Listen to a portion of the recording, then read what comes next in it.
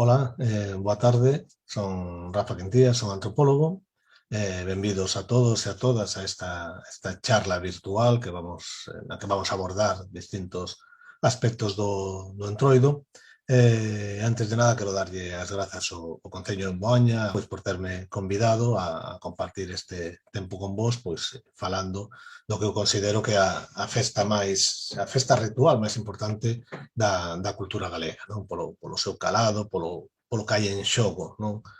E pola seriedade, ainda que pareza contradictorio, pola seriedade do que temos entre mans cando falamos do Entroido en Galiza, non? Nada, estamos xa entrando no Entroido, neste venres de Entroido, estamos nas portas, non? Desta semana ou media semana na que se concentran os días máis importantes do Entroido, pero o Entroido moito máis que estes sábado, domingo, luns e martes de Entroido, ou se queredes estendelo despois do mércores de cinza hasta o seguinte domingo de piñata, pero digo que o Entroido é moito máis, non? Pero, bueno, quizás este ano en que as celebracións, pois polo tema da pandemia, ten que estar moi restringidas, non? E donde a esencia do Entroido como festa que facilita a socialización das persoas, pois vaise ver totalmente mermada, pois creo que é unha boa oportunidade aproveitar estas novas tecnoloxías e este mundo virtual no que nos mergullamos todos durante este ano, pois para, xa que non podemos celebrar moito, pois polo menos falar e reflexionar sobre o que é esta festa. Así que, bueno, convido vos a participar nesta actividade. A miña idea, ao longo dos vindeiros 50 minutos, aproximadamente unha hora que estaremos falando, é facer un achegamento a distintos aspectos do Entroido no noso país. Non? Sobre todo centrándome no aspecto máis ritual, no aspecto máis simbólico, non? Que o que se fai, por que se fan estas cousas, cales son os oficiantes, non? Que executan este rito fascinante, as diferencias, e, bueno, facer ese pequeno mapeo, non? Dos ritos e significados do Entroido galego. Non vou afondar moito no debate da orixe, porque poderíamos estar falando desto durante semanas. Sabedes que se discute moito sobre a orixe do Entroido, que si é de carácter cristián, que si é de época medieval, que si é moito máis antigo. Eu, xa vos digo, non vou entrar en grandes profundidades neste tema, porque para min está claro, e non quero perder máis tempo con iso, pero sí vou facer un par de apuntamentos, non?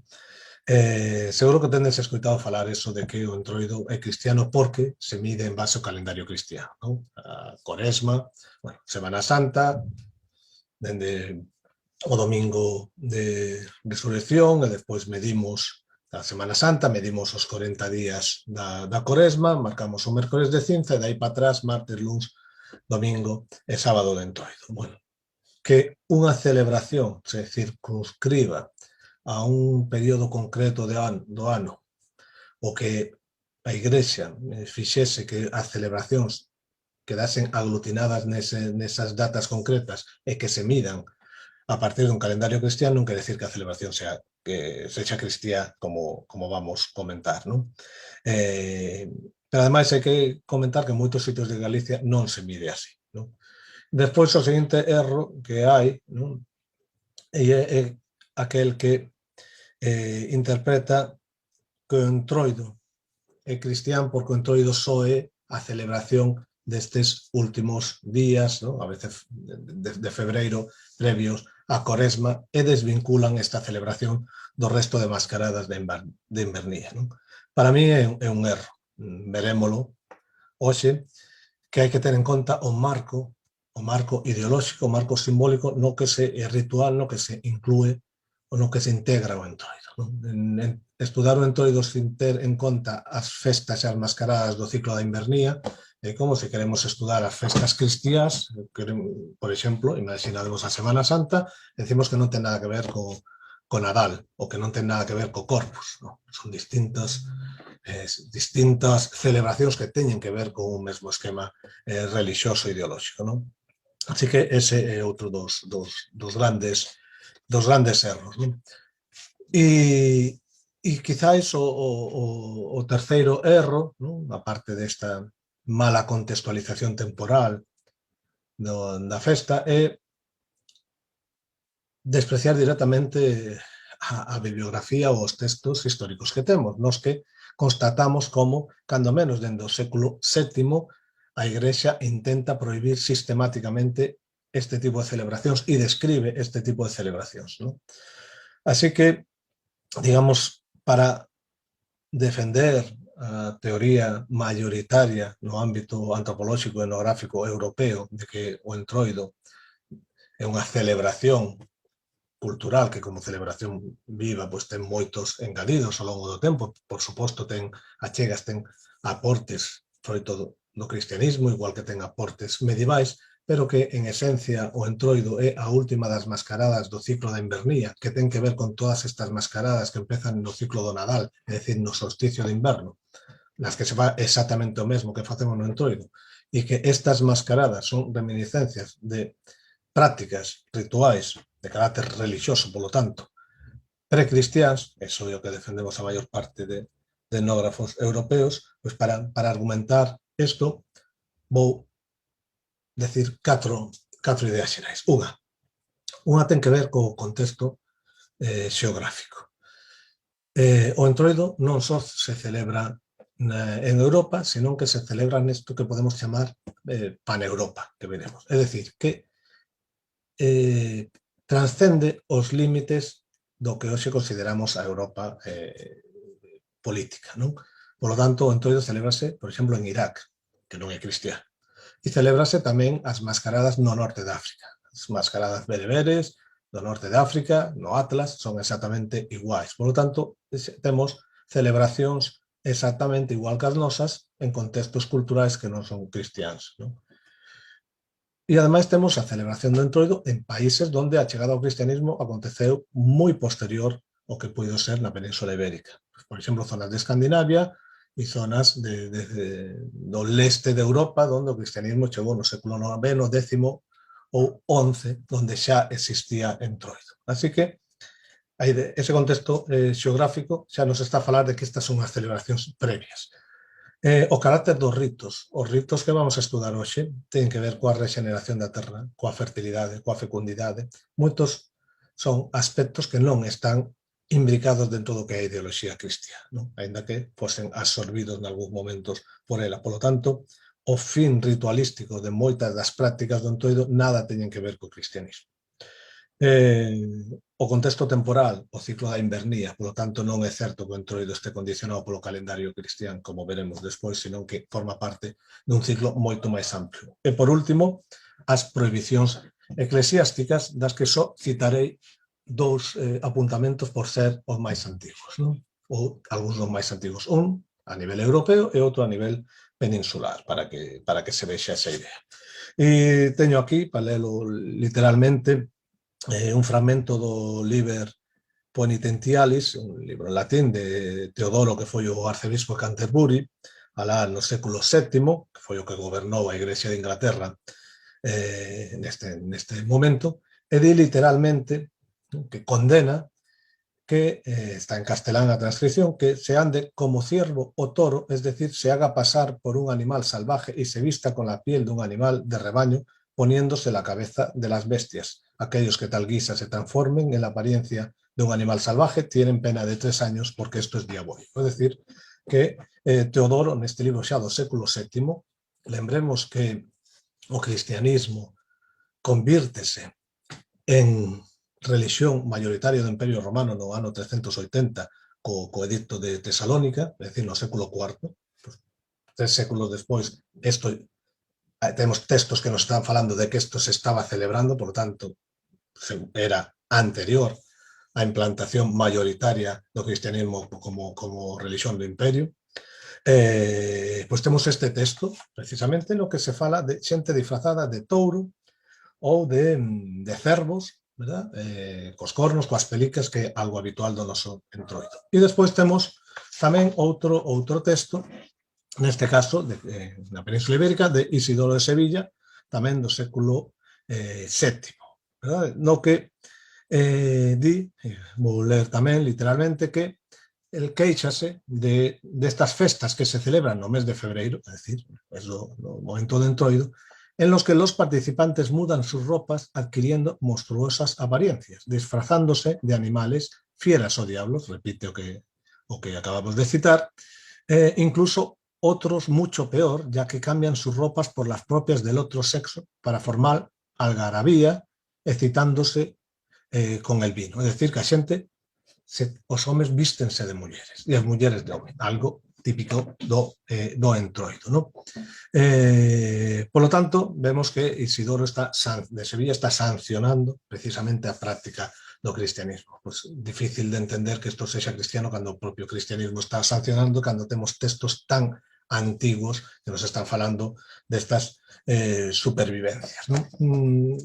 De que festividades ven o entroido? Bueno, sería discutible, podemos falar das calendas de Jano romanas que se celebraban no 9 de xaneiro, das Saturnais en decembro, das Lupercais, determinados ritos de expulsión do inverno típicos de povos de cultura céltica ou xermánica, serían eso moito máis complexo especificar de onde ven, pero sí podemos aclarar ou sí podemos decir que o entroido conserva trazos de festividades precristianas. Entón, dito isto, pois vamos a ir avanzando xa no noso entroido. Eu vou ir compartindo de cando en vez unha presentación, se queredes, pois para ver algunhas imaxes, algunhas fotos, despois poremos algúns vídeos, non? Ben, entón vou compartir esta pequena presentación e a ver se podemos facelo de forma que se vexa o mellor posible. A ver, deixadme, porque estas cousas informáticas, moi ben. Bueno, aí vedes unha fotografía duns felos de Maceda espectaculares con eses traxes, esas máscaras. O primeiro é aclarar ese contexto temporal, contexto cultural e xeográfico do ciclo de entroido. O contexto temporal, xa dixemos, o ciclo da invernía. O ciclo da invernía empeza no tempo de defuntos, continúa co ciclo do Nadal, todas esas festas ígneas que veñen dende xaneiro, febreiro, e remata co ciclo do entroido que dá paso e chegada á primavera. Polo tanto, podemos decir que o entroido é a última das festas da invernía e tamén a última das mascaradas do ciclo da invernía. As mascaradas de invernía empezan polo Nadal en toda Europa e en Galicia tamén empezaban moitas veces acompañando os bandos de reis e iban máscaras propias do entroido, personaxes típicos do entroido. Por lo tanto, ese é o contexto temporal, o inverno, cos seus ritos de renovación do ciclo natural para dar paso á chegada da primavera. O contexto cultural é Europa. Europa, eso non quere decir que non haxa entroidos ou carnavales en América, porque ten festas similares, pero estamos falando das nosas mascaradas. Aquí tenes un conxunto de fotografías de distintos países de Europa onde vedes as similitudes estéticas, e xa vos digo tamén rituais, e non só rituais, incluso os nomes. Os nomes das personaxes dos entroidos en toda Europa son os mesmos. Cando non falamos das de Blanco, por exemplo, as de Branco, personaxes típicas de moitos entroidos, por exemplo, en Cobres, que acompañaban as madamas e as galáns, temos madamas e galáns tamén en Domallo, e temos en Meira, vale? Bueno, as de Branco, ou os de Branco, denomínanse, por exemplo, en las mascaradas nos entroidos da zona do Tirol e da Alemania, die Weiße, os de Branco. Cando falamos dos vellos do entroido, que tamén son moi frecuentes en todos os entroidos, pois atopamos denominacións como die Alta, os vellos. Cando falamos dos farrapeiros, farrampóns, folicheiros, folicheiros porque levan un fol, non? Pois atopamos os equivalentes noutras linguas que fan referencia aos que levan o fol, aos que se visten con farrapos.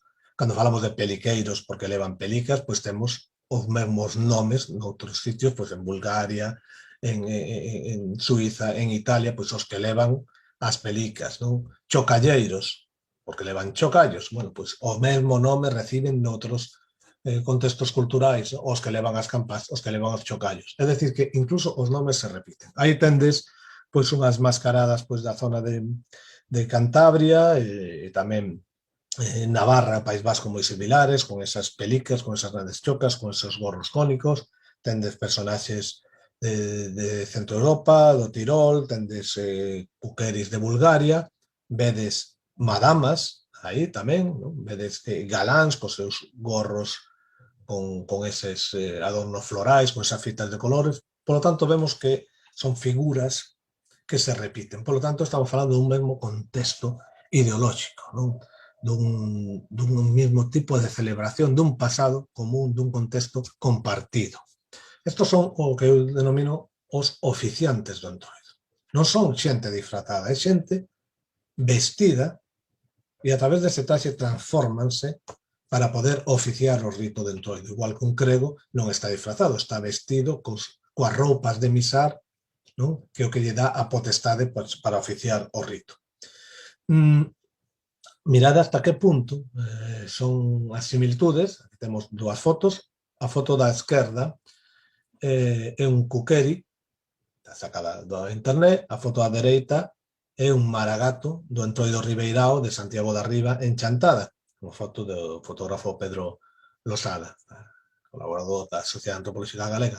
As similitudes son extremas, non? Vedes estes seres que citaba o arzobispo de Canterbury, Teodoro, cando decía andan como ciervo o toro, es decir, se hagan pasar por un animal salvaje y se visten con la piel de animal de rebaño. Pues aí tendes claramente estas imaxes fascinantes. Ou poñamos outro exemplo, o mesmo, tendes a un lado un cuqueri con esas grandes mitas, esas máscaras feitas neste caso con penas, con plumas de aves, coas súas moncas, os seus cencerros, non? As súas chocas, os chocallos, e ao outro lado un boteiro de Viana do Bolo, que sería equiparable, non? A estes personaxes, neste caso dos entroidos rurais de Bulgaria. Pero ainda máis, cando vos falaba do espazo xeográfico, decía que o entroido se celebraba tamén nas zonas de Irán e Irak. E isto que temos aquí, este outro enmascarado con estas pelicas, con esa vara, con esa fusta para darlle a xente, para fustigar, é o bilmawen, o bilmou, bilmawen, que significa en bereber, en amazigh, peliqueiro, directamente, o que leva as pelicas, e que é a mascarada propia dos povos amazigh, dos povos bereberes da cordillera do Atlas, non? Do norte de África. Neste caso, curiosamente, para que vexades as dinámicas, esta mascarada non sai en febreiro, non sai coincidindo co calendario cristián da Semana Santa, nin sai no ciclo do Nadal, senón que sai xusto no comezo do inverno, porque a súa saída ben condicionada ao calendario musulmán. Unha vez acabada o Ramadán e a festa do Cordeiro é cando sai este personaxe. O sea que a suplantación de unha ideoloxía por outra, non? A imposición dunha nova religión non fai desaparecer todas as crenzas nin as prácticas anteriores, senón que se amoldan e fai incluso que se condicionen o novo calendario. O cristianismo fixo que determinadas mascaradas se acondicionasen ao calendario litúrxico, o calendario que marca a nova religión, e na zona do norte de África pois foi o Islán, que no século VII invadiu todo o norte de África, o que condicionou tamén a celebración destas mascaradas. Ben, así que este sería ese triángulo máxico. Seguro que tendes escoitado falar moitas veces o triángulo máxico de Galicia. Bueno, estos eslogans, estas fórmulas turísticas que moitas veces nada teñen que ver coa realidade, ou non é que nada, senón que non teñen ningún rigor antropolóxico e que a veces fan máis dano que ben, non? Cando falamos do triángulo máxico de Galicia, Laza, Verín, Xinzo, damos a entender como se fora dese triángulo non houbera nada, e fora dese triángulo hai entroidos fascinantes, maravillosos. Por lo tanto, falando en propiedades, se queremos falar do triángulo máxico, este sería o triángulo máxico, non? Pois dende Laponia ata o norte de África, ata a zona do Cáucaso, incluindo toda Europa. Ese é o auténtico triángulo máxico donde se celebran estes entroidos e estas mascaradas. Así que o entroido é un asunto moi serio, non? Ese é o primeiro que digo. Esta sería a lei do entroido, non? É un asunto moi serio porque é un asunto onde están en xogo moitas cousas. É un asunto moi serio porque a xente o vive como algo moi serio. E cando digo isto, debemos quitarnos un pouco da cabeza esa imaxe preconcebida que temos do entroido do carnaval urbano, onde só se conservan os trazos de máis asociados ao satírico, a diversión, o cachondeo, non? Pero perde todo o carácter ritual, o carácter moitas veces dos ritos de paso, dos ritos de rexeneración. É dicir, moitos dos elementos que lle dan forma ao entroido pérdense no mundo urbano. Por eso pensamos que o entroido é, e así o vedes moitas veces en folletos, incluso turísticos, non? Podedes ler barbaridades como que é un mundo, é un momento onde vale todo, donde todo se lle dá a volta, donde todo é festa. Non é certo, nin vale todo, nin é todo ao revés, nin moito menos, senón que é algo moi serio. O que pasa que se establece unha nova orde, unha nova normatividade. E digo que non é donde vale todo porque o entroido está estrictamente normativizado. Hai moitas cousas que non se poden facer. Estes personaxes, estas máscaras, estes oficiantes, por exemplo, son intocables, ti non podes tocalos, non podes agredilos. A veces incluso non podes falar con eles sin o seu permiso, non? Hai moitas cousas que non se poden facer e hai moitas outras que sí se poden facer neste momento e que non se poden facer noutro. Por lo tanto, non é o mundo ao revés, nin é un caos, nin siquiera o vale todo, senón que é o establecemento dunha nova orde diferente, que vai imperar durante ese tempo, eses días. Supón a participación total da comunidade, por eso decimos que é un feito social total. Feito social porque incluye aspectos xurídicos, por esa nova normatividade, porque incluye aspectos económicos, hai comidas, hai feiras, hai festas, hai aspectos lúdicos, hai aspectos religiosos que teñen que ver coa religiosidade, co social, verdade? Por lo tanto, é un feito social total que require da participación da toda a comunidade, non? É unha festa ritual, chea de ritos, non? Que veremos, que ten no fondo ou conserva unha gran finalidade rexenerativa do ciclo natural e de expulsión da invernía, como son moitas destas mascaradas, que é unha ferramenta entroido de xestión do conflito. Nos sirve para a xestión dos conflitos dentro da propia comunidade, cos veciños, non? E incluso entre os sexos, non? Ou xéneros, se queredes, no aspecto cultural. E, polo tanto, é unha ferramenta de reforzo social e tamén de reforzo de identidade. A xente vive o seu entroido como un feito diferencial frente aos outros, non? O cal reforza a súa identidade. É o momento da aparición do que chamamos os seres liminais, os oficiantes, estes seres que están nas fronteiras das categorías, do humano, do animal, do home, da muller, verdade? Falaremos disto. E, por suposto, ten un carácter religioso. Pero ter un carácter religioso non quer decir que teña un carácter cristián. O que hai é unha pugna ideolóxica entre o cristianismo e a conservación ou pervivencia de todas estas ideas precristiás. O ciclo festivo do entroido, fundamentalmente, vou deixar de... Creo que deixei de compartir, me parece, sí. O máis habitual abrangue pois 2 semanas e media. Poderíamos falar do domingo fareleiro, domingo oleiro, non?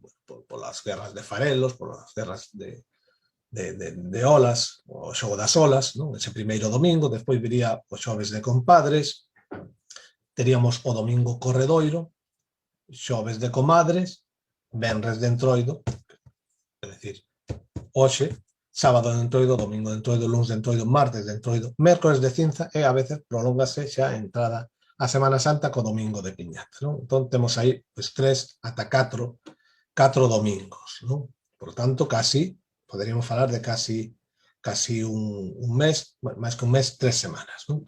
Temos ese xoves previo, hai xoves de comadres, xoves de compadres, non, digamos que gobernan os homes, noutro gobernan, ou teñen, máis que gobernar, teñen o protagonismo os homes, noutros teñen protagonismo as mulleres, vai asociado a ritos de loita de sexos, a elaboración dos lardeiros, das lardeiras, dos entrudios, das entrudias, estes monecos que fan os homes imitando as mulleres con grandes senos, non todo moi exagerado, que o fan con roupa que lle rouban as mulleres e a esconden, agachan, suben ao lugar alto, as mulleres teñen que intentar facerse con ese moneco e despois no día contrario, pois son as mulleres as que fan un moneco de home, normalmente con un gran pene, un carallo, ¿no? Un carozo, por exemplo, e que tamén fan con roupas de homes e que esconden por aí e os homes teñen que buscar, ¿no? Bueno, estes xoves de comadres, xoves de compadres, pois sirven tamén para canalizar esas loitas de sexo, ¿no?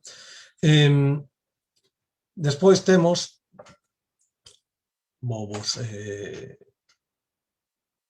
vou seguir compartindo, se queredes,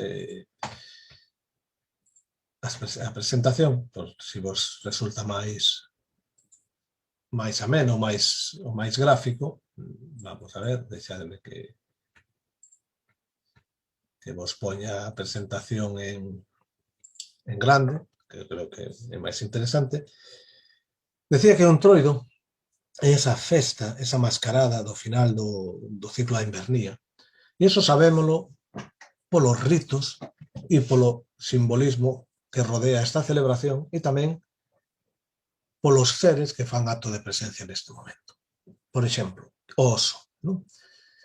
O oso é unha das personaxes arquetípicas do Entroido en toda Europa. Por qué? Porque é o momento no que sai da súa hibernación e, polo tanto, este animal, o oso, marca a chegada da primavera. Por iso é o tempo do Entroido o momento no que fai acto de presencia, anunciando a chegada da primavera de algún xeito que ese é o fin tamén, non, do Entroido, dar paso, estes ritos de paso previos á chegada da primavera. O oso que é moi coñecido, pois, por exemplo, o de Brollón, o de Salcedo, que vedes aquí nesta foto, e que a xente asocia, non, a ese lugar concreto, hai que decir que está extendido por toda Europa e estaba en moitísimas celebracións dos entroidos galegos. Non? Aquí o conservan de forma como gran protagonista, pero está en toda a Península Ibérica, en toda Europa e en todos os entroidos. De feito, teño aquí outra foto para que vexades este outro oso, neste caso, que acompaña o fulión o fulión da Morela para cá, pois, nas aldeas de Manzaneda, non? Aí vemos este oso, co famoso domador, que o leva enganchado, e leva uns toxos bravos, atados, porque o xogo é achegarse sobre todo ás mulleres e refregarse con elas e picalas. As mulleres ou os homes, non tamén. Por lo tanto, non é casual que apareza o oso, non aparece os animais que aparecen no Entroido teñen un fin, teñen unha función, teñen un porqué, e claro, está perfectamente estudado en toda Europa cal é a idea do oso que marca a chegada precisamente da primavera, por eso aparece nesta mascarada. Noutros lugares temos a cegoña ou temos o cervo, do que falaba o obispo de Canterbury, non? A cegoña tamén, animal de migración que chega tamén neste momento. Ben, entón, que acontece no Entroido? No Entroido empezan a facer acto de presencia unha serie de seres extranos, non? Que xa van saindo, como decía antes, no ciclo do Nadal, acompañando os bandos e facendo ritos de cuestación polas casas. O Entroido xa se empeza a anunciar en Galicia moito antes destes días, desta semana na que estamos, non? Hai lugares onde este anuncio, por exemplo, teño recollido nas zonas da Terrachá, na zona de Xermade, onde se perdeu o Entroido, chamabanlle a boreada. A boreada consistía en ir un mes antes, xa por xaneiro, saindo polas noites a tocar os cornos para anunciar a chegada do Entroido, para ir avisando da chegada de toda esta celebración ritualística e toda esta forza, non? Mirade o importante. Isto tamén se facía, por exemplo, no Concello de Pontevedra ou en determinadas parroquias, por exemplo, a parroquia de Marcón, xa iban anunciando o Entroido. Anunciábase con cornos como este, tocando, non me vou por a tocar aquí, con isto anunciamos a chegada do Entroido un mes antes. Tamén se utiliza para indicar a chegada do Ano Novo en moitos lugares de Galicia, en zonas de Lugo, sobre todo nas montañas, a chegada do Ano Novo, pola noite do 31 e 1, tocan os cornos anunciando a chegada do corno. Noutros lugares, por exemplo, no Morrazo e como vos decía, parroquias como de Marcón, pois anunciábase con buguinas ou bucios, ¿no? Estas cornos marinos, como lle chaman nas zonas de Lugo. Ben, anunciábamos a chegada do Entroido. Polo tanto, estamos falando xa do Entroido empeza moito antes desto que creíamos condicionado o calendario cristiano. Ademais, hai lugares de Portugal onde xa en xaneiro abren as cancelas das hortas, das leiras, para que entre o Entroido, para que a forza regenerativa que trae consigo esta celebración, pois entre nos campos e faga que as terras vayan dando. Eu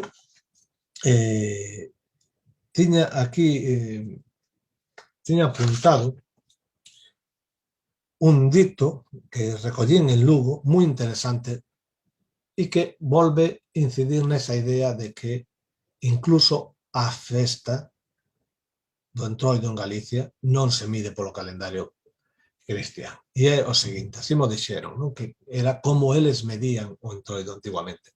E di, lúa de xaneiro fenicida de todo, primeiro martes de Entroido. É dicir, que non medían o comezo do Entroido en base a Semana Santa, senón as lúas, neste caso a lúa de xaneiro. Non? Claro, é coherente, porque sabemos que a Semana Santa mídese polo calendario lunar, por lo tanto, ao final, teñen que coincidir. Se a Semana Santa se mide polo calendario lunar, ao final o Entroido mídese polo calendario lunar. Pero é curioso que a xente non teña en consideración para nada a Semana Santa para calcular o mércores de Cinta e despois o Entroido, senón que o fagan dende a lúa de xaneiro fenicida de todo, primeiro martes de Entroido. Outro indicio máis que reforza esa idea, non, da desvinculación un pouco ideolóxica do mundo cristiano. Seguimos, entón, compartindo. Decía que é o momento de aparecer estes seres, que eu denomino os seres que camiñan de xeito extraño. Porque realmente camiñan e compórtanse de xeito extraño. Non? Son seres que avanzan a saltos, moitas veces, por exemplo, aí tedes unha foto, un boteiro, quizáis deso que vai dando botes, saltando. Son seres que trotan, que corren, non? Como os troteiros. Son seres que corren, como os peliqueiros, os cigarróns. Son seres que botan. Son seres, moitos, os hidros de Asturias, moitos fan ese comportamento, todos, incluso hai unha personaxe dos entroidos alemáns e austriacos que se chama a máscara que anda de forma sigilosa. É dicir, que é un trazo definitorio destes personaxes. Son seres que danzan, como as madamas, os galáns, que tendes pues, en Moaña e que se conservaban, que se recuperaron en Meira e que tamén é moi interesante, sabían do Mallo e poden entrevistar a xente maior que ainda foi madama e galán. E son tamén moitas veces seres que non falan. É dicir, este comportamento non é casual, este comportamento sirve para marcar o seu carácter especial. Por eso decía antes que son seres liminais. Son comportamentos que os fan asimilarse, por exemplo, aspectos da animalidade, correr, saltar, comportarse de forma errática, non falar. Se eso se acompáñase dos atributos que levan, atributos de carácter animal, cornos, chocas, pelicas, ¿no? Pois convirten a estes seres en seres que están na fronteira, ¿no? Entre o humano e o animal, pero tamén que trascenden as fronteiras do xénero, non? É o que eu chamo andróxinos enmascarados, porque todos eles levan prendas de home, prendas de muller, mesturadas no propio traxe. Por lo tanto, trascenden esas categorías do humano e o animal e do home e da muller. Esa característica de ser seres que trascenden esas marxes, non? De ser seres liminais, é o que lles permite poder oficiar estes ritos.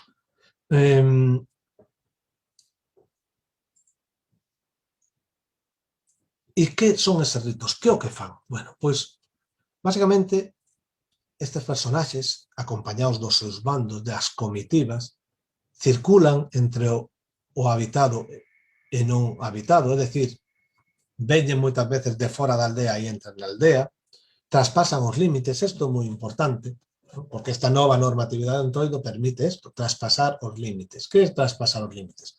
Pois traspasan os límites morais, do que está, do bo gusto, do mal gusto, verdad? Métense cos veciños, métense coa autoridade, a sátira, traspasan os límites territoriais, entran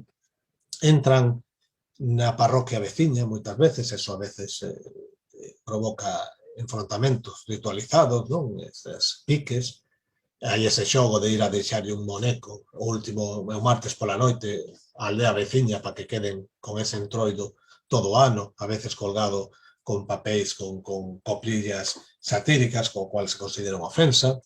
Tamén traspasan os límites da propiedade.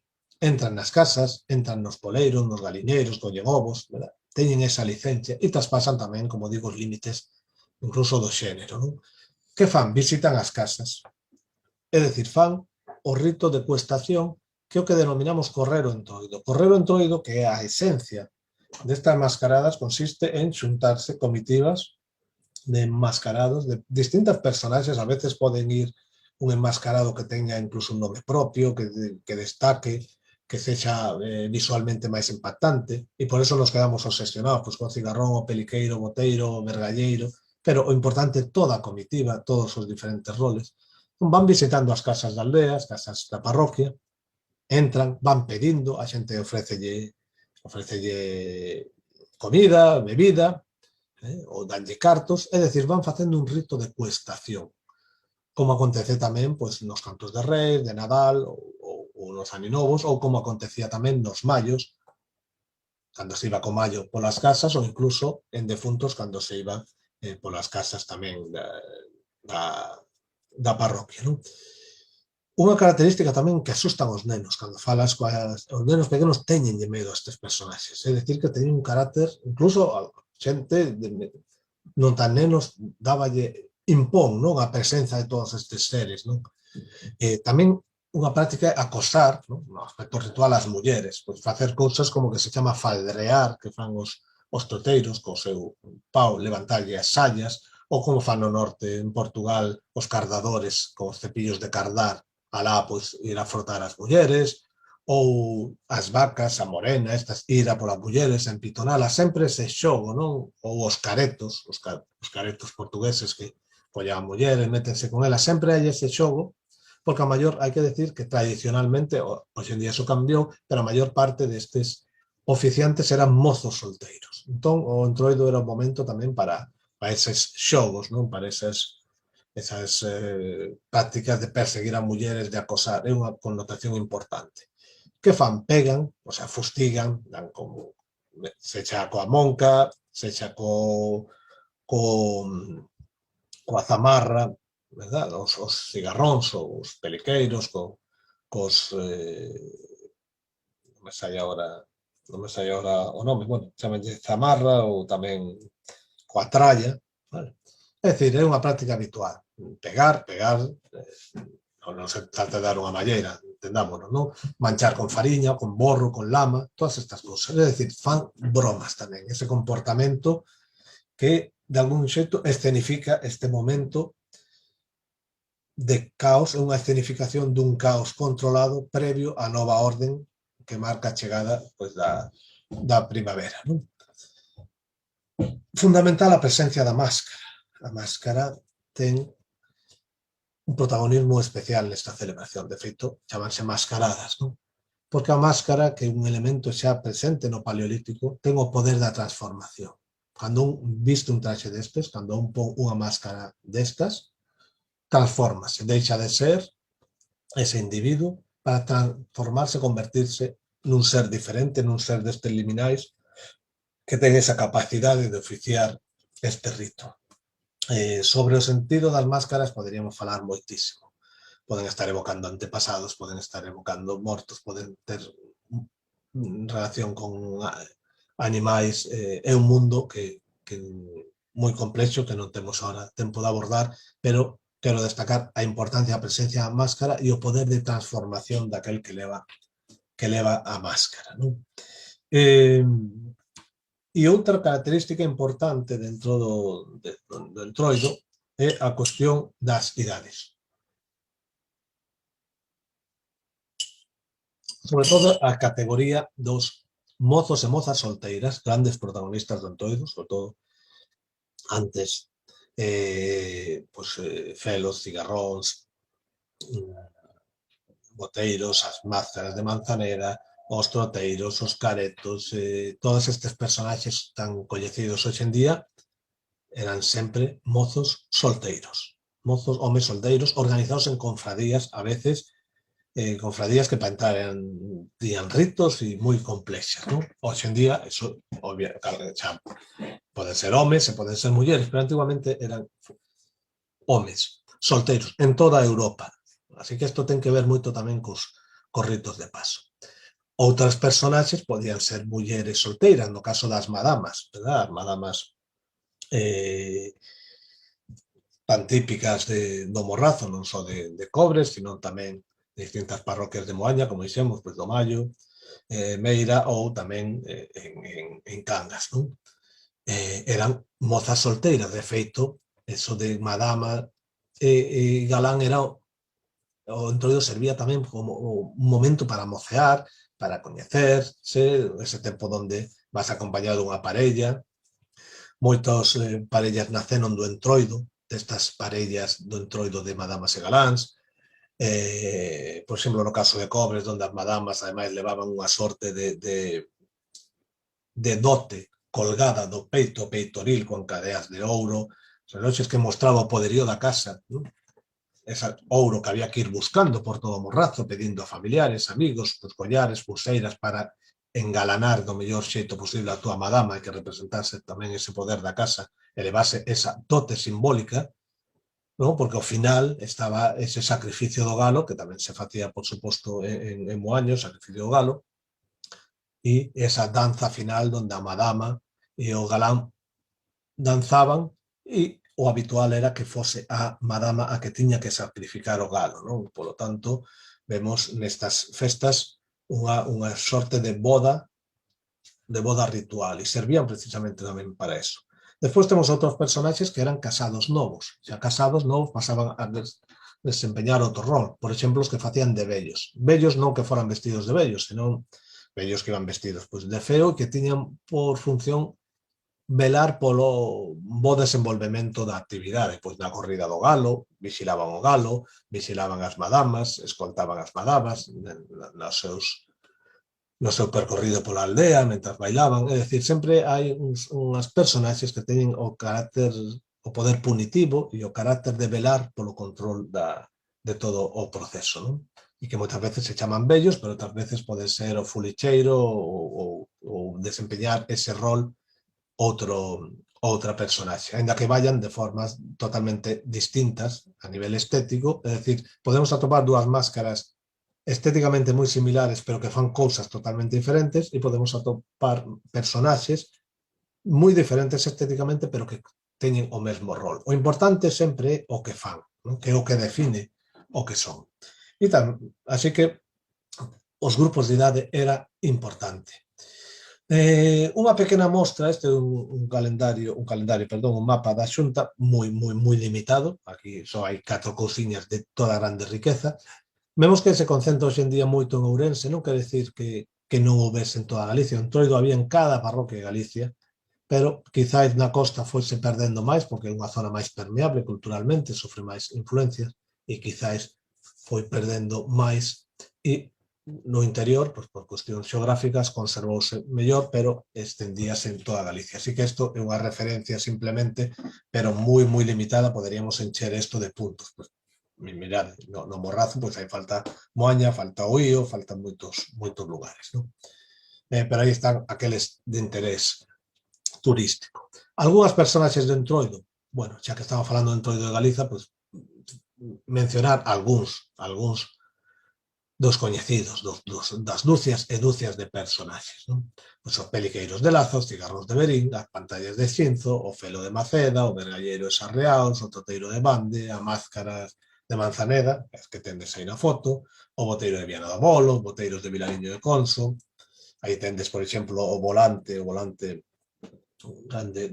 co grande pucho do Entroido Ribeirao, en Chantada, ou un general, os generais da Ulla, as bonitas de Sande, unhas pantallas de Xinzo, uns troteiros de Bande abaixo, uns bellarróns, temos as bonitas, os galos de San Pedro da Mezquita, os bellarróns de Riós, os folións ou fulións, o volante Ribeirao, o oso de Salcedo, as madamas os galáns de Cobres ou de calquera das parroquias de Moaña, os xenerais e os correos do Ulla, o merdeiro de Vigo, xa nun entroido máis urbano, os chocalleiros das mariñas brigantinas, as pintas de Ourense, que xa é un entroido novo, creado a raíz dunha cencerrada. Bueno, son algúns deles, non? Aí tendes pois algunhas imaxes máis de boteiros de Buxán abaixo e os galos, Mezquita, madamas e galáns de Cobres ou os felos de Maceda. Tamén temos os felos de Esgos, que son diferentes, non? Entón, cales son os ritos?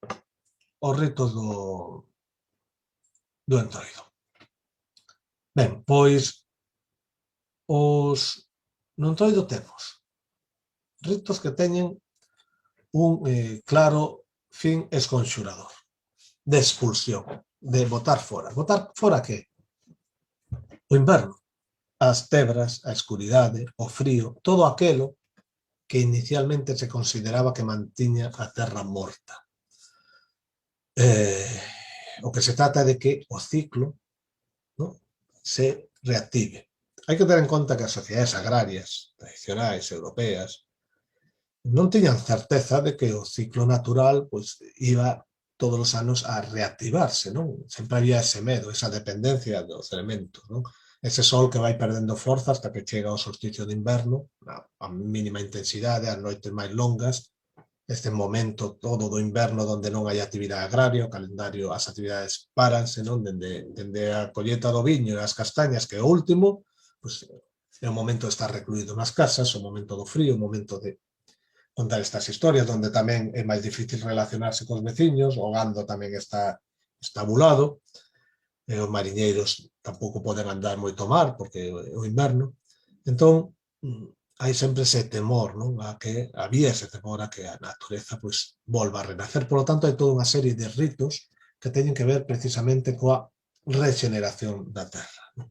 Ritos que empezan durante o Nadal xa, con moitos ritos ígneos, fogueiras que se fan en fin de ano, fogueiras que se fan nas primeiras datas de xaneiro, o tizón de Nadal, os ritos ígneos do San Sebastián, por exemplo, teñen que ver con todo este proceso cuxo colofón é o entroido. E isto xa non son elucubracións, non? Porque temos exemplos explícitos destes ritos de esconxuración e dos ritos propiciatorios. Agora explicarei algo, non? Ritos para esconxurar, para expulsar. Ritos para propiciar a chegada do bo tempo, a chegada da luz, a chegada da regeneración da terra. É dicir, ritos que teñen que ver tamén coa fertilidade.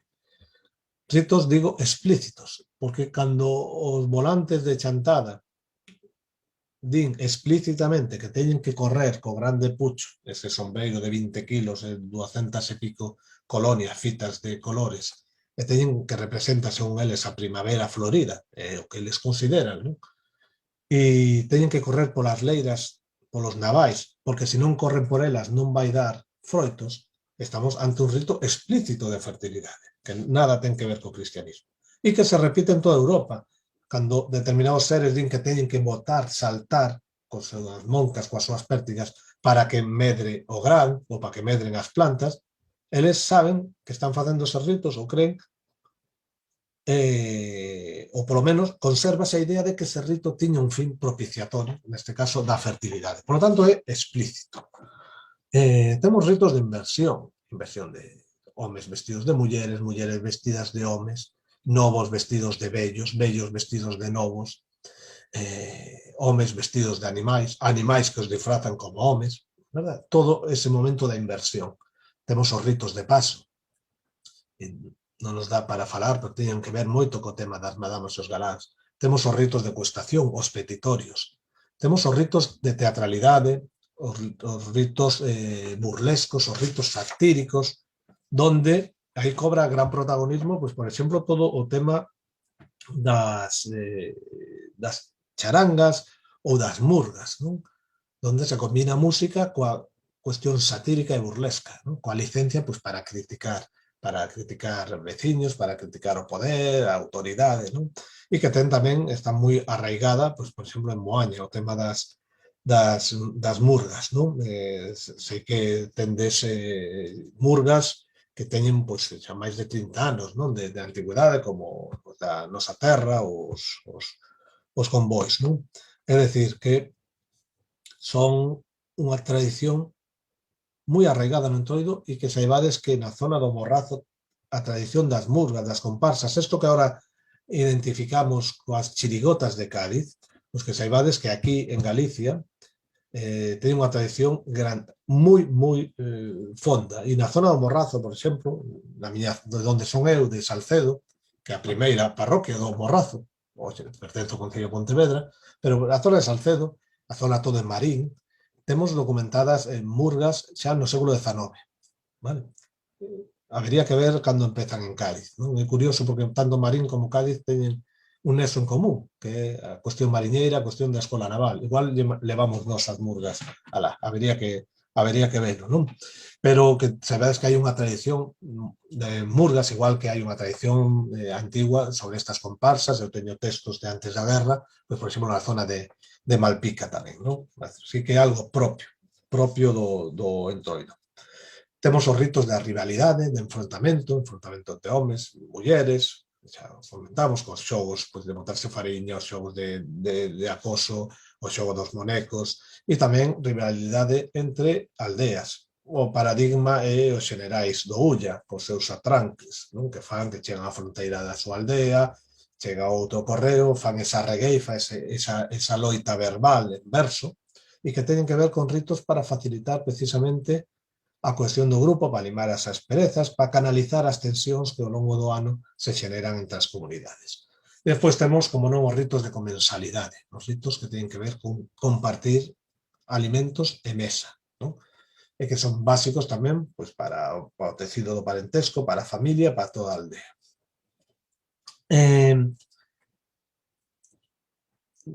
Relacionado co tema dos ritos esconxuradores, é moi importante unha cuestión, que é a cuestión do son, non? O poder do son. Hai no Entroido, máis que de música, podemos falar de son, da forza do son. Hai música, por suposto. Hai música que hai gaiteiros, percusionistas, necesaria, pois, por exemplo, as danzas de madamas e galáns, por exemplo, a que celebrades en Beira, non? E que se recuperaron aí, creo que no 2011, non? A asociación de Beiramar e a Xouxas, é dicir, por bailes de madamas e galáns fai falta música. Tamén o Entroido do Ío, o protagonista son os gaiteiros, a música é fundamental. Pero, basicamente, a importancia que temos aquí é o son. Son dos cornos, das bucinas, o son das chocas, os chocallos, as esquilas, non? E dos grandes bombos e tambores que tocan, pois, nas serras orientais. Así que o son ten un poder anunciador, por unha parte, anunciamos o Entroido, e tamén esconxurador. Sabémolo porque, precisamente, as campás, que moitas veces levan as inscripción tempestate fugit, para escorrentar as tormentas, usáronse para desfacer as tormentas, para escorrentar.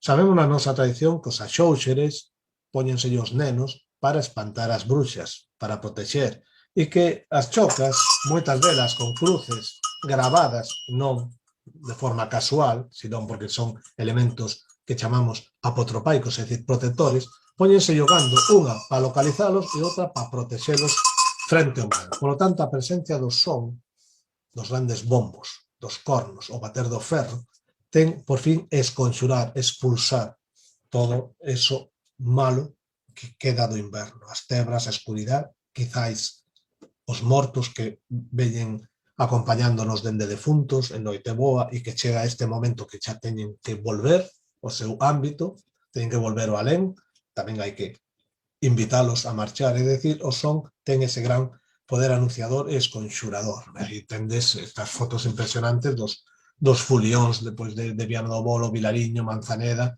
tocando días e días seguidos eses grandes bombos, non? Hasta sangrar polas mans, non? Esta magnífica foto de Pedro Losada, non? Con as chocas, non? Constantes en todas estas personaxes das mascaradas. Ben, temos tamén eses ritos esconxuradores e propiciatorios que teñen que ver co lume.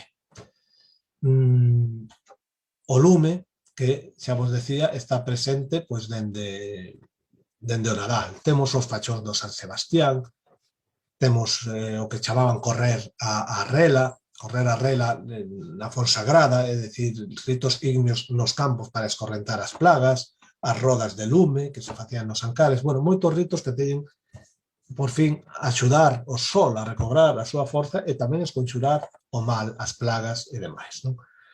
Vou vos por algún vídeo.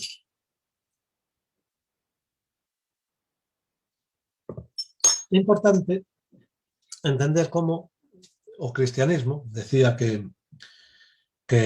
no ano 380, no edicto de Tesalónica, pois o cristianismo, por decreto do emperador Teodosio, convertiuse na religión do imperio. Non? E hai que entender tamén como en determinados momentos, pois no século IV, xusto nese momento, no Concilio de Nicea, proíbense participar en calquera festa pagán, salvo que esa festa xa fose adaptada e asimilada polo cristianismo. Entón, o cristianismo empeza a coller esas datas de celebracións deste ciclo de invernía e asignarlles santos para asimilalas, para cristianizalas. Non? Entón, empezamos a ver como neste período do ciclo do Nadal, cristianización, verdad, das festas do solsticio de inverno, que se lle asignan o nacemento do neno Deus, pois veñen continuadas pois polo San Antón, 17 de xaneiro, importante momento de matanzas, tamén o San Martiño en novembro é outro momento de matanzas, as matanzas, o porco é o gran protagonista do entoido e de todo o ciclo de inverno. Lembrade o dito, polo San Antón sai o cigarrón, é dicir, o cigarrón xa sai no San Antón, xa sai en xaneiro, 17 de xaneiro. Despois temos o San Sebastián, 20 de xaneiro, que se celebra moito en Castro Caldelas, con estes grandes ritos ígneos que están presentes. Veremos un vídeo do San Sebastián e veremos que se fai o mesmo no entroido. Por lo tanto, é o que digo, hai que ter en conta todo o horizonte para ver que os ritos son os mesmos e os fins son os mesmos. Despois teríamos a Santa Bríxida, 1 de febreiro, a Candeloria, o 2 de febreiro, con esas velas da Candeloria que se levaban de misa para casa e protexendo as tormentas, a cristianización tamén destas crenzas ígneas, o San Brais, abogoso da Gorxa, o 3 de febreiro, Santa Águeda, o 5 de febreiro, despois xa temos o entroido mércoles de cinza e o cuaresma. O sea, ten perfectamente controlado este espazo temporal da invernía e salpicado destes santos que cristianizan todo o proceso e os seus ritos. Non? Entón, vou intentar compartirvos un vídeo para que vexades, por exemplo, a forza escénica dos ritos ígneos que se celebran no entroido. A ver si consigo enganchar o vídeo. Perdonade un momento, porque creo que tiña preparado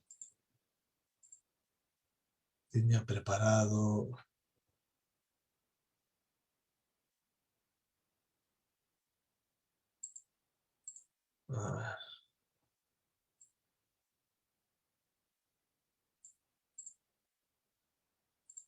bueno, estas cousas da tecnoloxía. Vou facer outra cosa, vou buscar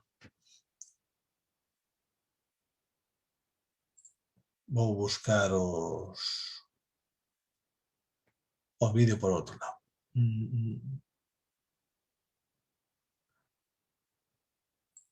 Este. Martes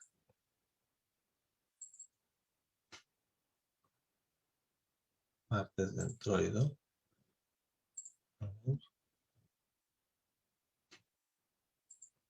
Vale, moi ben. Creo que agora si vou vos por un do martes de Entroido en Oimbra. Os seus fachóns de lume, pues para ver un exemplo. A ver. Sí. Ahora deberíamos verlo.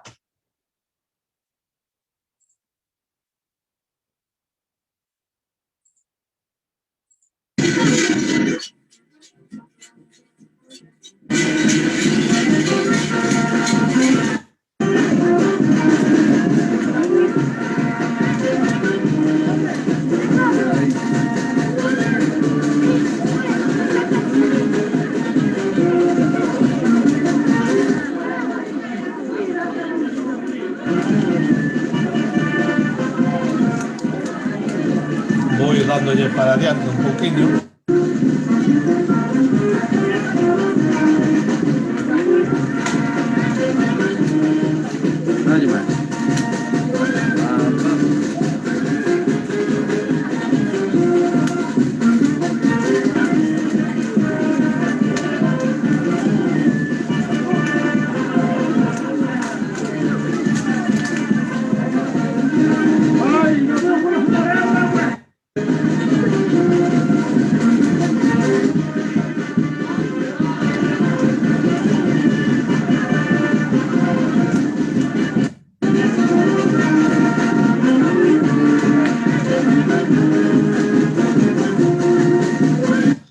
Bueno, creo que é suficiente. Como vedes, todo Entroido é moi habitual a celebración deste tipo de ritos de lume, non? Estes fachicos, fachóns, no de San Sebastián pois é unha grande serpe que sacan, que basicamente é o mesmo, non? Moitas veces isto facíase nos campos, pois con ese fin de expulsar as plagas, non? Faise tamén despois na véspera do 1 de maio, en moitos lugares se facía, o que se chamaba lumear o pan, non? As sementeiras de pan, de centeo. É dicir, ritos que teñen ese fin. A presencia ao lume tamén é moi importante, ten que ver con estas ideas, non? De escorrentar as tebras, escorrentar a escuridade. Ritos de fertilidade, bueno, xa vos citei, por exemplo, o tema do Pucho dos Volantes do Entroido Ribeirao, pero tamén temos o de o que chamaban o sábado filloeiro en Cambeses de Arriba, un rito que consistía en Portugal, unha aldea do norte de Portugal, pero culturalmente afín, en colocar filloas enterradas nas leiras, para protexer o campo. Tamén temos o de correr o Entroido, decían en Meiraos, no Courel, que corrían o Entroido para que medraran os nabos. É dicir, hai ritos explícitos que buscan precisamente ese fin regenerativo. Vou vos por unha fotografía pois do volante Ribeirao pois correndo polas leiras, aquí vedes, para levar esa fertilidade aos campos con ese cinturón de esquilas, campaíñas que din eles tan impresionantes que algunhas teñen máis de 100 anos, non? Importante tamén a presencia dos monecos itifálicos. Non todos os monecos do Entroido significan o mesmo. Algúns representan o que deixamos atrás, o malo, o que se queima o último día, verdad? Outros son monecos asociados a esta loita de sexos, o lardeiro, lardeira, o entrudio, entrudia, que fan homes e mulleres, non? Neses xogos entre eles. Outros utilizan para deixarlos nas aldeas veciñas con estes versos satíricos, non? E representan todo o malo, e se quedas con el non o descubres a noite do martes e chega o mércores de cinta, pois tens que apandar con el todo o ano e é algo que se considera un insulto, non? Entón, esa noite do martes pois andan sempre vigilando que non te deixen un moneco e ti deixarlle os outros. Pero hai outros monecos icefálicos, chamamos polo falo, hai outros monecos do Entroido que en cambio representan o positivo. Monecos, por exemplo, como os que se utilizaban na zona de Ribadavia, que se lle deixaban as parellas que non tiveran fillos o primeiro ano, e a xente os recollía ben, de bo grado, para facilitar precisamente que puderan ter fillos.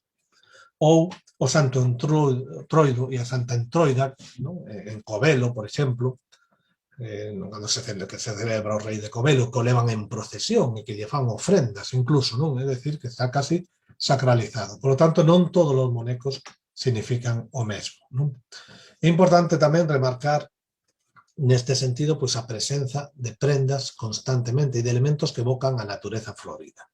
O pucho dos volantes, os gorros das máscaras, dos boteiros, das madamas e os galáns, sempre con flores, as fitas de colores, os mantóns, o uso de mantóns floridos, non? Os traxes brancos, os adornos florais, todo eso evoca precisamente ese despertar que se pretende da natureza. Pois vexamos aquí unha foto, mirade, a presencia sempre dos traxes brancos. Aquí tenes unha pantalla de xinzo, de branco, un galán de cobre, de branco, e unha máscara de Manzaneda tamén de branco, fintas de colores, mantóns, prendas de home, prendas de muller, ou xa estes gorros con tantos adornos florais de madamas e galán, neste caso de cobres. Por suposto, o aspecto da animalidade, tamén, e que vou por unha foto para que vexades a transformación, a animalidade destes seres que evocan tamén a natureza salvaxe. O momento, o Entroido tamén un momento de catarse, de transformación, non? Este momento de pôr en marcha unhas normas diferentes das que imperan no resto do ano, de permitirse determinadas cousas, outras non, de poder transformarse a través da máscara, do traxe, do disfraz, tamén, pois fai que se convirta nunha auténtica válvula de escape das tensións acumuladas e nunha catarse. O Entroido, ademais de todos estes ritos de desconxuración e deste aspecto máis arcaico, simbólico, é un momento para catarse, para o caos previo á nova orden. Sempre que se restablece unha nova orden, hai unha fase previa de caos que se escenifica. Antes do fin de ano, antes do ano novo, hai o día 31, no que en moitos lugares de Galicia se esconden os carros, faise todo eso que na nosa zona se fai en San Xoán tamén, un momento que dá paso aos verán, solsticio de inverno, ciclo do Nadal, os mesmos ritos de escenificación do caos que acontecen no solsticio de verán.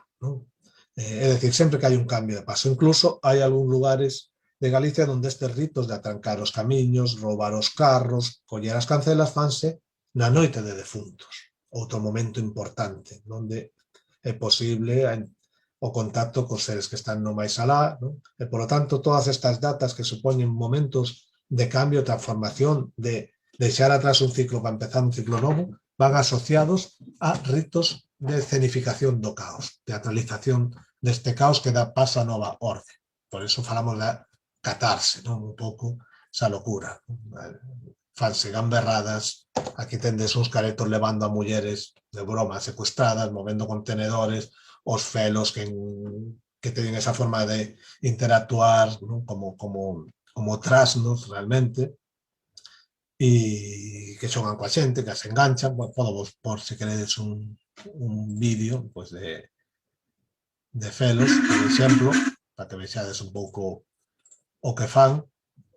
E sí, vou por agora, pero remato xa esta parte, pois máis imaxes, pois manchar, xogar, aquí tedes un troteiro copao intentando levantarlle as sallas a unha rapaza, ou incluso todo o tema da sátira, onde é permitido a sátira, o esperpento, falábamos das murgas, pois mirade cousas como esta, que noutro contexto habería xente que se poda sentir ofendida, tamén se pode sentir ofendida neste contexto, pero neste contexto está permitido. A sátira é un elemento fundamental do Entroido, e non ten nada que ver coa liberdade de expresión, é unha componente ritual propia do Entroido e atentar contra o dereito á sátira ou a burla no Entroido é atentar directamente contra o patrimonio cultural. Fora do Entroido poderíamos discutir, pero no ámbito do Entroido isto ten que estar permitido porque é un elemento fundamental e tamén un elemento definitorio de parte do que é o Entroido. Pois aí vedes a Virxe María dando a luz, imaginade, non?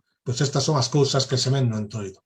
Non agora, senón antes. Eu teño aquí unha foto moi interesante de arquivo, tempos do franquismo, bueno, acababa de morrer Franco, donde en moitos momentos estivo prohibido, pero a xente seguía saindo a celebralo, celebrando na clandestinidade, para que vexades o importante que era, e se veían cousas como esta famosa fotografía de Cristina García Rodero, do ano 75, lunes de carnaval, donde o que vedes aí é eso sí que é un ser itifálico, ese home disfrazado, emborrallado, cunha gorra e creo que non sobran comentarios, homes vestidos de muller, travestidos, medio espidos correndo por detrás, as mulleres contemplando o espectáculo. Bueno, isto pasaba no ano 75, non? Esa a potencia, digamos, de acatarse tamén do Entroido.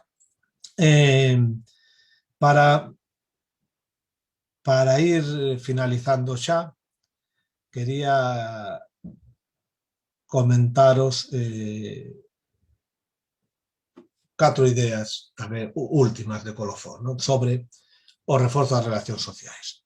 O Entroido, os seus ritos de comensalidade, é dicir, era habitual cada día ir comer a casa dun familiar, pois os sábados na casa de uns, o domingo noutro, o martes noutro, as comidas comunais, as celebracións de todos os veciños, as visitas dunha aldea a outra, dos folións, por exemplo, como se fai en Manzaneda, non? Ou como se fai tamén en Viana do Bolo, reforzaban as relacións sociais.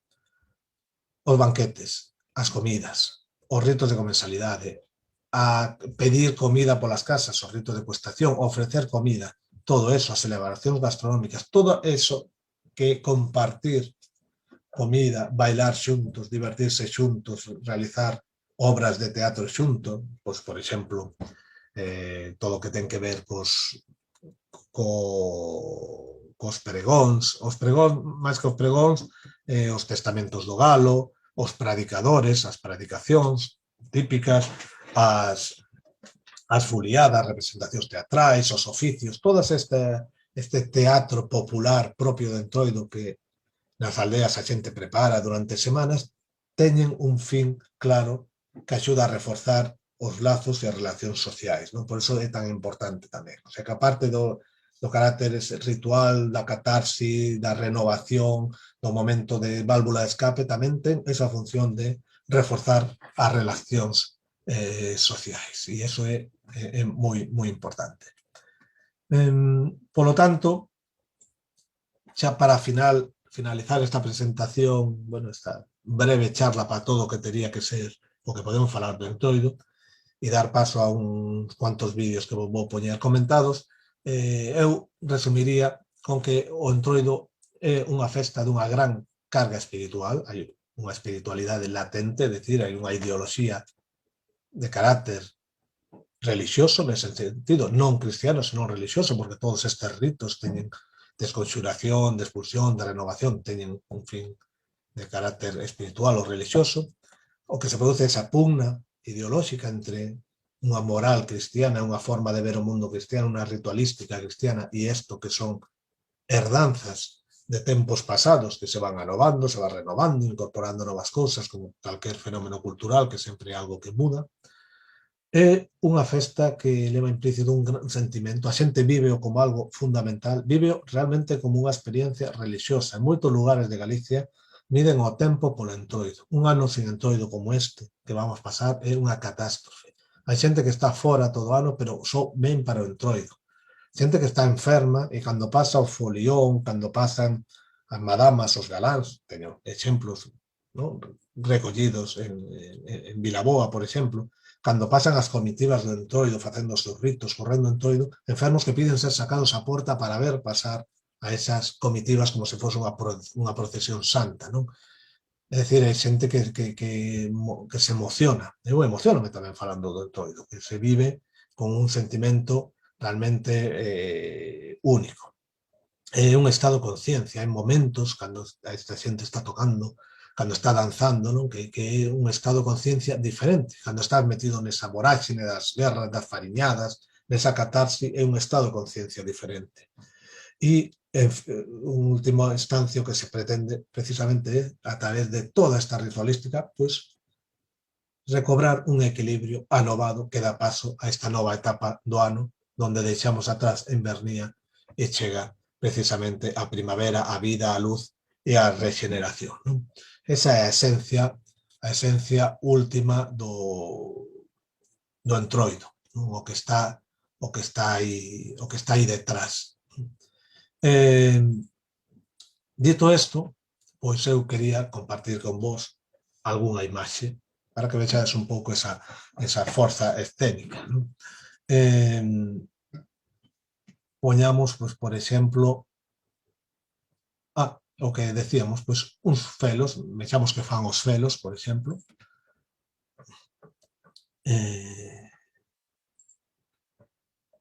Aquí temos os felos, chegan, visitan as aldeas, collen a xente, bailan con eles, interactúan, son unha especie de trasnos, son moi diferentes en comportamento que fan os cigarróns ou os peliqueiros que van coas súas trallas, fustigando, pegando a xente, eles compórtanse dun xeito diferente. Non?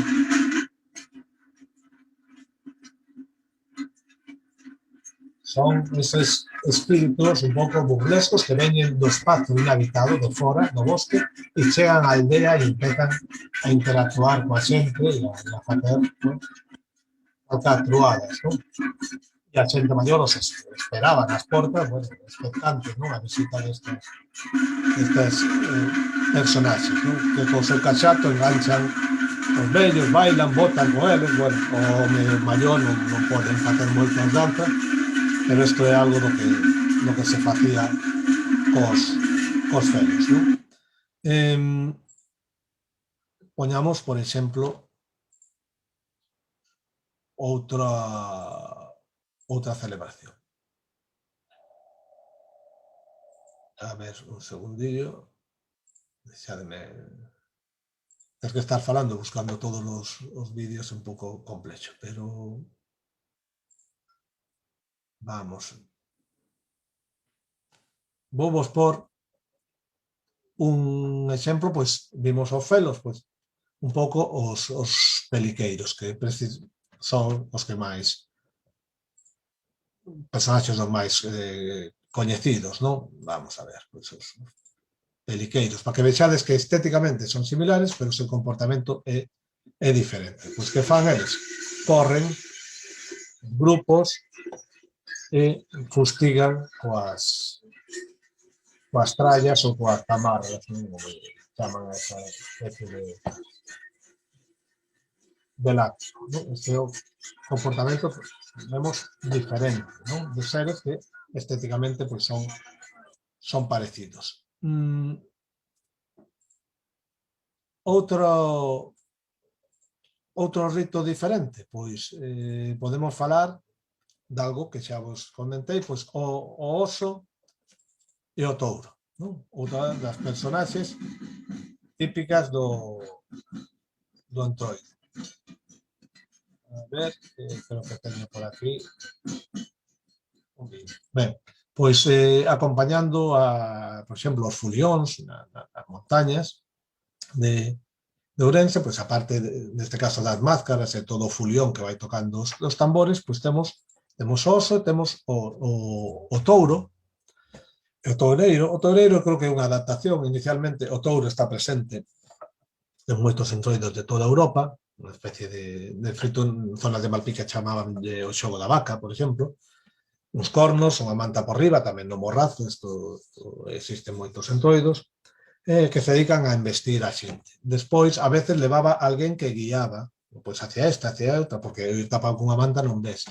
Quizá esa evolución dese personaxe que guía o touro acabou derivando nun toureiro, pois por influencia desta imaxe non arquetípica do touro e o toureiro. Pero vexamos un pouquiño o que fan, non? vedes, coa manta, vai guiando o que fai de toreiro, bueno, vai investindo. Inicialmente facíase ás mulleres, non? Teña esa connotación importante. Poderíamos falar do que significa touro e a vaca tamén no entroido, pero bueno. E aquí está o oso. ¿Ves? Dúas destas máscaras morfas ou tamén eriantrópicas, porque algunhas teñen características de ser humano, ¿no? de animal. Bueno, pois o oso vai detrás da xente, refrégase, aquí vedes un pouco a posta en escena destas personaxes do entorno. E agora vou compartir un rito que a mí me parece moi interesante porque reflicte plenamente eso que vos decía do carácter serio e sagrado do entroido, xa para ir rematando. E é, por exemplo, as visitas que se fan entre diferentes aldeas nas montañas orientais de Galicia, neste caso, aldeas de Manzaneda, ¿no? Donde a comitiva dunha aldea vai visitar a outra, chegan á fronteira, ao límite desa comunidade, os límites son sagrados, as fronteiras son sagradas, teñen que pedir permiso, mirade o ritualizado que está todo, piden permiso en verso, os veciños que acollen danlle o permiso para entrar e correr o furión, cando se dá ese permiso, ese é o momento máis sagrado, máis íntimo, non? Hai xente que se emociona, que chora nese momento en que se pide o permiso, se lle concede o permiso a entrar, os veciños que chegan e os veciños que acollen fúndense nun só furión, van tocando os bombos, esconxurando todo ese mal con ese son tremendo nas montañas, presididos polas máscaras. As máscaras executan unha danza xiróvaga increíble, algo único en toda Europa, en todo o mundo. Bueno, hai máscaras xiróvagas como, perdón, hai danzas xiróvagas como as dos derviches de Konya, dentro da corriente sufí do Islam, pero é outra cousa. Pero no entroido isto é algo tamén fascinante, esa danza rotacional, da que poderíamos falar moito, e van visitando de casa en casa, se chegan hasta os límites da aldea, digamos que resacralizan os límites da aldea e despois acaban todos xuntos nunha comida ou nunha cea conxunta das dúas aldeas. Imaginade o que fai eso, non? Polas relacións sociais desas comunidades. Igual que a procesión delimita, resacraliza en cada saída o espazo sagrado santuario, pois o mesmo fai estas comitivas no espazo habitado da propia comunidade. Pois bueno, porei vos ese vídeo como colofón desta charla e para abrir, dar paso pois, ao comezo do entroido neste ano de pandemia, neste ano tan raro que atenta contra a esencia do ser humano, que é a capacidade de socialización, e que esperemos bueno, que todos estedes, polo menos o pasedes ben de saúde, que é o máis importante. Vamos aí, entón, con estas pedida de permiso e o fulión da Mourela para cá, neste caso, nas visitas das aldeas.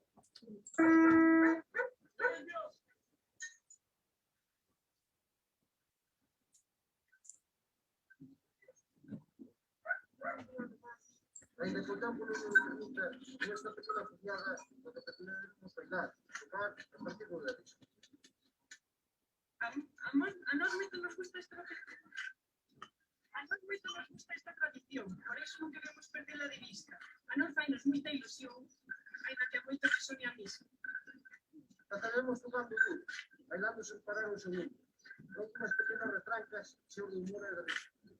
Recolleremos cortas e da papá, que despois ven a fariñada e imos sentirnos a duchar. E agora pedimos un permiso para poder armar. Se nos parece ben, sacamos a tocar. Benvidos e benvidas ao pueblo de Palleirós. Nota que os pedimos permiso.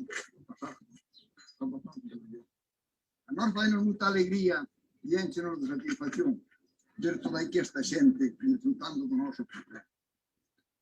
Nos pueblos cada vez nos quedando menos, non nos podemos extrañar, pero se todos apoiamos o ombro, moito se pode arreglar. E agora teño que vos dar o permiso e douvolo de corazón para que vos podades pasar con ese función. Que toquen as cornas e os bombos e as enxadas ao mesmo compás e que todas esas máscaras que non paren de brillar. E agora tedes o permiso, no, compañeros e compañeiras, podéis empezar a tocar hasta a esplanada do Porteleiro, que allí será o final.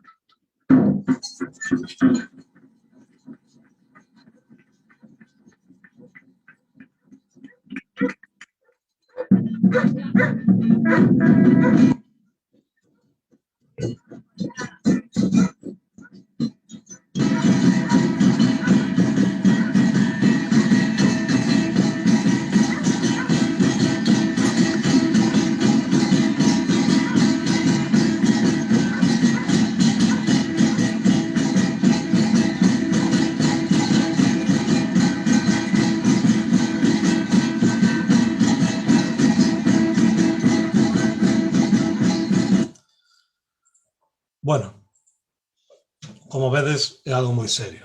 Hai que pedir permiso, un momento moi solemne, hai moitos nervios, a xente a veces incluso se equivoca, e aí arranca o folión e arranca a danza, e así van pues, durante 1, 2, 3 horas de casa en casa, danzando, compartindo as viandas, e un día, despois se lle devolve a visita, bueno, eso que combina un pouco todos estes elementos do entroido, da danza, dos ritos, de desconxuración, da parte máis sagrada, da parte máis ritual, máis solenne, da festa, da comida, das celebracións, pois creo que é unha boa mostra pois, para transmitir todo isto que eu quería facervos chegar sobre a importancia desta festa, porque digo que a festa ritual máis importante da nosa cultura e porque digo que é algo moi serio e moi importante, non? Por todas esas dimensións que ten, por todas esas funcións sociais e culturais e tamén pola antigüedade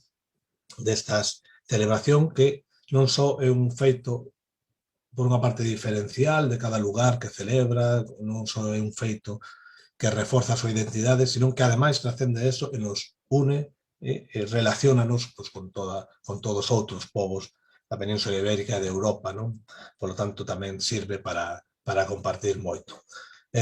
Nada, reitero as miñas grazas ao Concello de Moaña por terme convidado a esta charla. Animo vos a que sigades celebrando sempre que se poda e esperemos que pase esta pandemia canto antes para que o ano que ven o entroido sexa máis potente que nunca, que sigades conservando e recuperando as tradicións, neste caso de Moaña, os entroidos tradicionais como foi o de Meira, que conservedes todo o tema das murgas, que é un elemento tamén esencial non? Do entroido, por esa connotación da sátira, da teatralidade, do mundo máis burlesco e, como se di nestes casos, pois que viva o entroido e que viva moito tempo. Moitas grazas nada, verémonos por aí ou non, porque igual eu andarei enmascarado. Este ano non, o que ven.